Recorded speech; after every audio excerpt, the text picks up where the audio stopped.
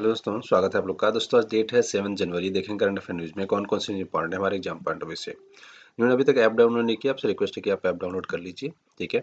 इसके अलावा देखो मैंने एप्लीकेशन और इसके जो फेसबुक पेज वगैरह होते हैं ना, तो उसका लिंक आपको डिस्क्रिप्शन लिंक में डाल दिया है। या तो आप डायरेक्टली जस्ट ऐसे टाइप करके भी आप सर्च कर सकते हो हमारा पेज, तो आप उसको लाइक कर सकते हैं। ठीक है। और ऐप वगैरह डाउनलोड कर लीजिए, वहाँ पे आपको कुछ वीडियोस फ्री मिल जाएंगे उसमें आपको। ठीक है, जिसमें आप आराम से देख सकते हो। एनसीईआरटी डेमो वीडियो भी मिल जाएंगे आपको। ठीक है, तो अगर आपने बहुत बेसिक से स्टार्ट किया है तो आपको बहुत ही इसमें हेल्पफुल हो जाएगा, है ना। तो आपको टेलीग्राम चैनल हमारा मिल जाएगा, जैसे अगर आप सर्च करेंगे डीके साइंस एकेडमी 1 लिख के लास्ट में, तो आप भी आपको मिल जाएगा। अदरवाइज ये लिंक इस लिंक से आप डायरेक्टली जा सकते हैं, डिस्क्रिप्शन लिंक पे ये आपको लिंक मिल जाएगा, आप डायरेक्टली ज्वाइन कर सकते हैं। फेसबुक का हमारा एक पेज भी है, और फेसबुक एक हमारा एक बेसिकली आप इसमें फ्रेंड रिक्वेस्ट बेस के ग्रुप, मतलब एज ए फ्रेंड भी ज्वाइन कर सकते हो। डीके एस अकेडमी 1 जो करेंगे वो फेसबुक पेज है, और डीके एस 1 करेंगे आप बस, तो इसमें आप एज ए फ्रेंड ऐड हो सकते हैं। ठीक है। ट्विटर पे हमें फॉलो कर सकते हैं, जिसको एक्स बोलते हैं आज के टाइम पे, लिंक्डइन पे। ठीक है। तो देखो, सबसे पहले बात करेंगे न्यूज़ की ट्रिनिडाड एंड टोबैको की। ठीक है। अब यहाँ पे क्या हुआ अब, अच्छा, सबसे पहले तो लोकेशन देखते हैं कि ये है कहाँ पे, है ना। तो थोड़ा सा आपको समझने में आसानी रहेगी। देखो, ये है पूरा वर्ल्ड का मैप, है ना। पूरे वर्ल्ड का मैप है, जिसमें इंडिया की अगर मैं बात करूँ तो इंडिया अपना यहाँ पे है। ये रहा अपना प्यारा भारत। तो यहाँ से जब आप देखोगे वेस्ट वेस्ट साइड में, तो इसीलिए देखो इसको वेस्ट इंडीज बोलते हैं, वेस्ट इंडीज। ये किधर है भारत के, इंडिया के किधर है, देखो आप, इंडिया अपना यहाँ पे है ना। इधर आएंगे तो ईस्ट हो जाएगा। ठीक है। और इधर आएंगे तो वेस्ट हो जाएगा। राइट। इधर नॉर्थ होता है ऊपर, और नीचे साउथ होता है। राइट। तो आप जब भी हम बात करेंगे तो अपने वेस्ट साइड की बात करें, इसलिए हम इसको नाम क्या दिए हैं, वेस्ट इंडीज। वेस्ट इंडीज इसको बोला जाता है। ठीक है। अब वेस्ट इंडीज कोई देश नहीं है। वेस्ट इंडीज क्या है कि क्यूबा है थी, ये सब कई सारे देशों को मिला के ना, कई सारे द्वीप है, उन सबको मिला के हम वेस्ट इंडीज बोलते हैं। जिसकी क्रिकेट टीम आपने देखी होगी ना, उनका जर्सी कुछ मैरून कलर का, ऐसी कलर का होता है, जिस पेन से मैं लिख रहा हूँ, जिससे थोड़ा सा डार्क मैरून होता है। ठीक है। या बैगनी कह सकते हो आप, है ना। उसका उनका जर्सी भी ऐसा होता है। तो यहाँ पे आता है ट्रिनिडाड एंड टोबैको। ठीक है। यहीं पे है। ठीक है। तो ये है आपका साउथ अमेरिका। ठीक है। South America. ये है आपका नॉर्थ अमेरिका। तो साउथ अमेरिका और नॉर्थ अमेरिका के बीच में है। और ओशियन की बात करें तो अटलांटिक ओशियन लगाता है। ठीक है। और एक इस एरिया को ना, यहाँ वाला जो पूरा एरिया है, इसको कैरेबियन ओशियन बोलते हैं। क्या बोलते हैं, कैरेबियन ओशियन। ठीक है। Caribbean ocean. तो ये अभी दिखेगा इसमें। ठीक है। तो अभी आपको समझ में आ गया कहाँ की मैं बात कर रहा था, है ना। देखो, यहाँ पे मैं बात कर रहा हूँ कहाँ पे, जहाँ मैंने सर्कल किया ये वाला एरिया, है ना। तो यहाँ पे जब आप देखोगे तो आपको और क्लियर हो जाएगा। ठीक है। तो जो मैंने सर्कल किया था, देखो ये पूरा साउथ अमेरिका है ना।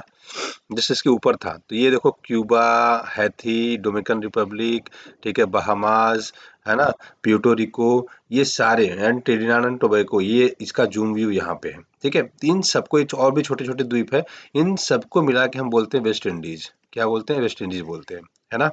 ठीक है। और अपने आप में एक सिंगल सिंगल बात करो तो अपने आप में देश भी है ना। लेकिन इसको कंबाइंड रूप से हम इसको बेसिकली देश के रूप में हम लोग बोलते हैं। ठीक है। तो ट्रिनिडाड एंड टोबैको, इसकी कैपिटल की बात करें तो पोर्ट ऑफ स्पेन है। ठीक है। तो याद रखिए, पोर्ट ऑफ स्पेन इसकी कैपिटल है। तो ये एग्जाम पॉइंट से रिलेवेंट हो जाता है। कैरिबियन सी और अटलांटिक सी का पार्ट है, याद रखिएगा। ठीक है। इस पूरे एरिया को हम लोग कैरिबियन सी बोल देते हैं। ठीक है। और ओवरऑल देखेंगे तो इसको अटलांटिक ओशन बोलते हैं। अभी कैरिबियन सी अटलांटिक ओशन कैसे बोल देते हैं, जैसे मैं समझाता हूँ। अगर आप इंडिया को देखोगे, मैं उस वाले मैप में ले चलता हूँ आपको। इसको हटा देते हैं ना, थोड़ा सा आपको समझने में आसानी हो जाएगी। ठीक है। अगर इंडिया का आप देखोगे तो नीचे देखो इंडियन ओशन लिखा है, जिसको हम प्रशांत क्या हिंद महासागर बोलते हैं, है ना। Just second. देखिए, अब इसको हम लोग क्या बोलते हैं, हिंद महासागर है, इंडियन ओशियन। लेकिन इस एरिया को हम लोग बोलते हैं अरब सी, है ना। अरेबियन सी बोलते हैं, अरब सी हिंदी में बोलते हैं। लेकिन ये पूरा का पूरा इलाका, ये पूरा का पूरा एरिया जो है, ये पूरा इंडियन ओशियन का पार्ट होता है। तो इसमें देखो एक छोटा सा प्लेस को हम लोग सी भी बोल देते हैं, जिसका नाम हमने अरेबियन सी लिखा है। इसको बे ऑफ बंगाल बोल देते हैं, है ना। ठीक है। तो ये तो याद रखिएगा। तो ऐसे ही इस एरिया को, छोटे वाले भाग को हम लोग कैरिबियन सी बोल देते हैं, लेकिन ओवरऑल देखोगे पूरा इस एरिया को, तो हम लोग क्या बोलते हैं, अटलांटिक ओशियन बोलते हैं। ठीक है। तो ये थोड़ा सा समझ के रखिएगा, एग्जाम पॉइंट से रिलेवेंट हो जाता है। तो जितनी चीजें बेसिक बेसिक थी मैंने आपसे डिस्कस कर लिया दोस्तों, जो एग्जाम पॉइंट से आपके लिए रिलेवेंट था। ठीक है। क्लियर है अभी, है ना।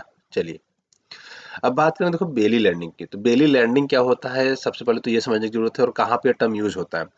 तो जनरली ये एरोप्लेन में यूज़ होता है। जैसे अगर हवाई जहाज़ की मैं बात करूँ तो हवाई जहाज़ आपने देखा होगा कुछ ऐसे रहता है ना? उसमें टायर्स जो नीचे होते हैं 2, देखो 2 टायर्स होते हैं जो लैंड करते समय ये खुल जाते हैं, है ना? पैर जब हवा में उड़ते हैं तो ये अंदर चला जाता है, जब नीचे लैंड करने वाले होते हैं, ठीक है, ट्रैक पे, तो ये खुल जाते हैं, खुल के नीचे आते हैं, फिर इसी के सहारे हम लोग लैंड करते हैं। जनरली ये होता है, ठीक है? उड़ना रहता है तब भी इसी का हम लोग यूज़ करते हैं। 2 टायर पीछे होते हैं, 1 टायर आगे होता है, ठीक है? तो ये देखो ऐसे टायर रहते हैं। तो इसमें एक क्वेश्चन तो ये सबसे पहले तो ये बनता है कि हम लोग पढ़ क्यों रहे हैं, दूसरा इसमें इंपॉर्टेंट फैक्ट्स क्या है। देखो, पढ़ इसलिए रहे हैं कि साउथ कोरिया में बेली लैंडिंग कराई गई। बेली लैंडिंग के से हुआ क्या कि वो प्लेन क्रैश कर गया, 2 सर्वाइविंग बचे हैं, बाकी लगभग सबकी 180 के आसपास लोगों की डेथ हो चुकी है। ये भी शायद ही बचे, उसके चांसेस बहुत कम है ना? तो हुआ क्या कि कोई कहा तो ये जा रहा है कि कुछ बर्ड टकरा गए जिसकी वजह से इनका टेक्निकल माल फंक्शन हो गया और इसके टायर बाहर नहीं आ रहे थे। तो इन्होंने सोचा कि जब टायर बाहर नहीं आ रहे हैं तो हम कितनी देर तक ऊपर उड़ाएंगे, हमें लास्ट में लैंडिंग तो करनी पड़ेगी, है ना? जब टायर बाहर नहीं आ रहे थे तो इन्होंने क्या किया, उन्होंने बिना टायर के ही लैंडिंग कर दिया। मतलब समझ लो कि ये वाला चीजें गायब हो गई, एक तरह से कह लो। ये टायर वाला पोर्शन जो मैंने सर्कल बनाया ना, ये टायर ही गायब हो गया। अब आपके पास एकदम प्लेन ऐसे एकदम नॉर्मल सा हो गया ऐसा, है ना? ये टायर जो यहाँ पे बाहर रहते थे वो है ही नहीं। तो ये इन्होंने सोचा कि बेली लैंडिंग मतलब पूरे इसे सरफेस से ही हम लोग लैंड करेंगे, ठीक है? तो ऐसा उन्होंने ट्राई किया, बट हुआ क्या कि आगे दीवार थी, है ना? जैसे सपोज करो यहाँ पे इन्होंने लैंड किया, राइट? ये पूरा रनवे था, है ना? और आगे यहाँ पे दीवार बनी थी। ये लैंड तो किए बट ये सरकते सरकते सरकते सरकते कि दीवार से टकराए और बहुत बड़ा ब्लास्ट हो गया, जिसमें से लगभग 179 लोगों की तो ऑन द स्पॉट डेथ हो गई थी, है ना? तो ये घटना याद रखिएगा। बेली लैंडिंग क्या होता है आपको बेसिक बेसिक समझ में आ गया। इसके बारे में और डिटेल में हम लोग अभी पढ़ने वाले हैं, है ना? तो देखो इसमें 2 चीज़ें याद रखिए, एक तो टायर के बारे में। टायर में कौन सी गैस भरी जाती है ये पूछता है, तो याद रखिएगा हीलियम नहीं, नाइट्रोजन भरा जाता है, क्योंकि नाइट्रोजन के साथ ये चीज़ें होती है कि ये इन्फ्लेम नहीं होता, इन्फ्लेम मतलब जलता नहीं है, ठीक है ना? अदरवाइज आप सपोज करोगे कि अगर हम लोग जो ऑक्सीजन गैस या ये सब चीज़ें अपने भर देते हैं साइकिलों में, है ना? वो वाली अगर गैस भर दें हम इसमें, तो जैसे ही 1-2 बार रगड़ेगा तुरंत ब्लास्ट कर जाएगा टायर। तो इसलिए हम लोग ऑक्सीजन वगैरह हीलियम वगैरह नहीं भरते हैं, है ना? हम लोग जनरली क्या भरते हैं, नाइट्रोजन गैस भरते हैं इसमें, ठीक है? एक याद रखिएगा। बिलिंग लैंडिंग कॉन्सेप्ट क्या हुआ आपको समझ में आ गया, है ना? कि टायर बाहर नहीं आते हैं। अब टायर किन किन कंडीशन में बाहर नहीं आते हैं, क्या इश्यूज हो जाते हैं, उसकी मैं एक बार थोड़ा सा चर्चा करता हूँ, ठीक है? तो साउथ कोरिया का बेसिकली प्लेन था, याद रखिएगा, जेजू एयरलाइंस, ठीक है? ये एग्जाम पॉइंट से रिलेवेंट है, कौन सा एयरलाइंस था, कौन सा देश था, ठीक है? बेली लैंडिंग क्या होता है, लगभग हमने बेसिक बेसिक आपको चीजें समझा दी। अब इसमें देखो क्या होता है, कभी गियर फंस जाता है, कभी निकल नहीं पाता है, निकलता है तो आधा आड़ा तिरछा रहता है। इस केस में हम लोग करते हैं, ठीक है? रिस्क बहुत होता है। रिस्क क्या होता है, इसमें फायर लग सकता है, और वही हुआ देखो, स्ट्रक्चर पूरा डैमेज, पूरी पूरी जहाज खराब हो सकती है, पूरा जहाज खत्म हो गया यहाँ पे, है ना? तो देखो बेली लैंडिंग करने के कारण क्या क्या होते हैं। तो पहला ये कहता है कि लैंडिंग गियर फेलियर हो गया, मतलब गियर बाहर ही नहीं आ रहा है, ठीक है? इस केस में हम लोग करते हैं। या एयरक्राफ्ट का कोई पार्ट डैमेज हो गया है कि अगर हम लोग शायद बेली लैंडिंग मतलब टायर बाहर निकालने की कोशिश करेंगे तो हो सकता है कि इंजन वगैरह सब फेल हो जाए, ठीक है?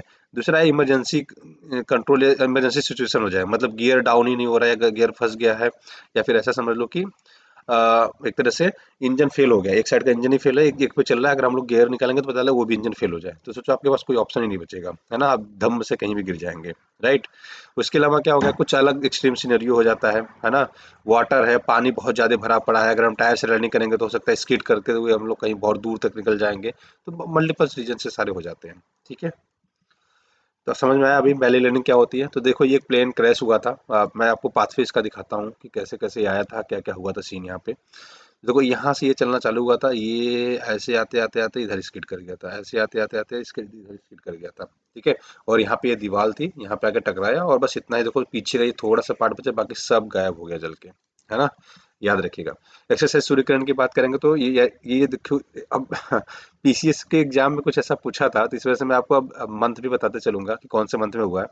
तो याद रखिए सूर्य किरण जो है इंडिया और नेपाल के बीच एक्सरसाइज है, और कब हुआ है याद रखिएगा, दिसंबर 2024 में हुआ है, ठीक है? कहाँ पे हुआ है, तो नेपाल में, है ना? नेपाल आर्मी बैटल स्कूल है यहाँ पे, ठीक है? सलजंदी में। तो ये याद रखिएगा, एग्जाम पॉइंट से रिलेवेंट हो जाता है, बस इतना ही चीज याद रखनी है। Private member bill, private member bill क्या होता है सबसे पहले ये समझते हैं। देखो प्राइवेट मेंबर बिल समझ लिए, अगर मैं आज के सिनेरियो से समझाना चाहूँ, ठीक है? प्राइवेट मेंबर बिल, तो सपोज करो नरेंद्र मोदी हमारे देश के प्रधानमंत्री हैं, ठीक है?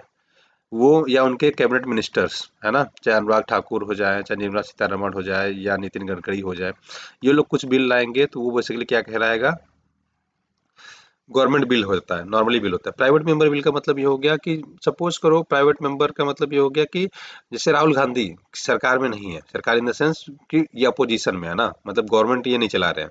अगर ये सपोज करो कोई बिल लाते हैं तो उसको हम बोल देंगे प्राइवेट मेंबर बिल, मतलब अपने से बिल ला रहे हो। या कोई गैर मंत्री भी, इनकी पार्टी का भी हो सकता है, ठीक है, जो मंत्री नहीं है अपने से एक बिल ले आ सकता है, तो ये बेसिकली बोलते हैं private member bill. Private member का बिल का मतलब ये है कि जो मंत्री नहीं है या जो किसी मंत्रालय से भाग पार्ट नहीं है, just as a normal member है पार्लियामेंट का, और उसने एक बिल प्रस्तुत कर दिया, ठीक है। बिल प्रस्तुत हो सकते हैं, ऐसा कुछ रिस्ट्रिक्शंस नहीं है। कंडीशन क्या होती है कि 1 महीना पहले आपको इन्फॉर्म करना पड़ेगा कि सर मैं बिल ला रहा हूँ, ठीक है, नोटिस देना पड़ता है, राइट। तो आप किसी भी हाउस में, चाहे लोअर हाउस से अपर हाउस, किसी में भी, अगर आप लोअर हाउस के हैं तो लोअर हाउस में, अपर हाउस है तो अपर हाउस में प्रस्तुत कर सकते हैं, ठीक है, लोकसभा राज्यसभा दोनों में, राइट। तो अच्छा, एक चीज और होता है इसमें, याद रखिएगा अभी तक ना 14 प्राइवेट मेंबर बिल पास भी हुए हैं। तो अगर बिल पास हो जाए या फेल हो जाए तो सरकार का गिरने वाला सीन नहीं होता इसमें, है ना। जैसे नॉर्मली अगर सरकार की तरफ से कोई बिल आता है, अगर वो फेल हो जाती है तो ये मान लिया जाता है कि सरकार गिर गई है ना, लोकसभा में, याद रखिएगा। और पास हो जाती है तो मतलब सरकार बनी हुई है, ऐसा रहता है। लेकिन अगर प्राइवेट मेंबर बिल लाते हैं, अगर वो पास हो चाहे फेल हो, उससे सरकार पे कोई इफेक्ट नहीं पड़ता है। तो 1970 तक तो ये प्राइवेट मेंबर बिल्स आते थे, ठीक है, और लगभग 14 बिल पास भी हुए।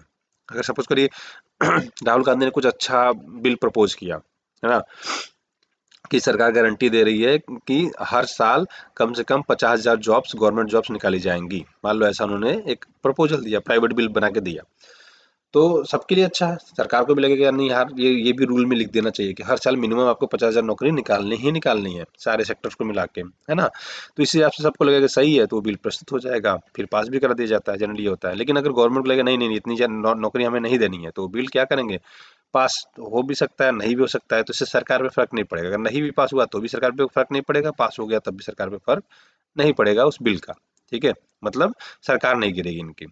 लेकिन जनरली ऐसे बिल पास होते नहीं है, ठीक है। दूसरा ये कि अगर सपोज करिए कि आपने जॉब वगैरह से रिलेटेड मंत्रालय से लिया, मान लो एजुकेशन मिनिस्ट्री से रिलेटेड है ना, तो एजुकेशन मिनिस्ट्री का मिनिस्टर कह सकता है कि अरे राहुल गांधी जी ये बिल मत लाइए, कैंसिल कर दीजिए, मैं अपनी तरफ से ले आ दूंगा, तो उनको कैंसिल भी करना पड़ जाता है ना। तो ये चीज़ें याद रखेंगे जो एग्जाम पढ़ने से रिलेवेंट हो जाता है, ठीक। चलिए, तो आज की वीडियो बस इतने रखते हैं दोस्तों, नेक्स्ट लेक्चर में मिलते हैं, तब तक के लिए ख्याल रखिए, ठीक है।